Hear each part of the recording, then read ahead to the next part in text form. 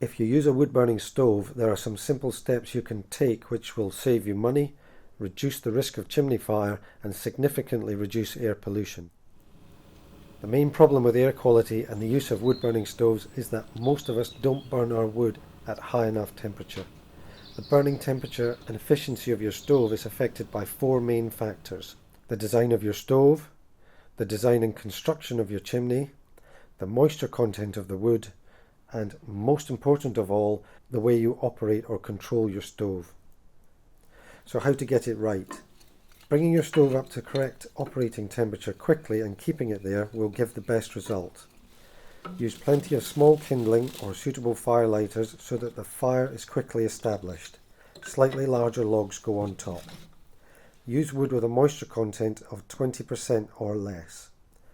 Set all air controls to fully open, light the fire and close the door. The fire is cool at this stage, and if you look at the top of the chimney, you'll see smoke coming from it. Allow a reasonable burn for 10 to 15 minutes. Basically, flames should fill the box without being sucked up the chimney. It will take at least this long to bring the stove up to a good operating temperature. Refuel now with larger logs and allow a few minutes to establish.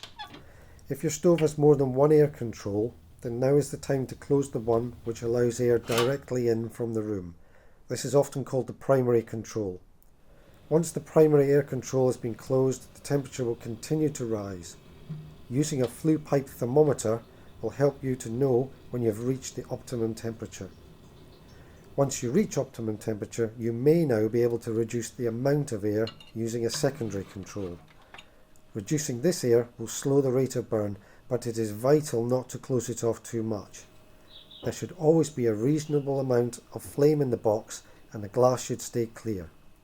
If the air controls are shut down too much, the burning temperature drops, fuel is wasted, and lots of pollution is produced. So slumbering the stove for long periods or overnight might seem like a good idea, but it's the worst thing you can do.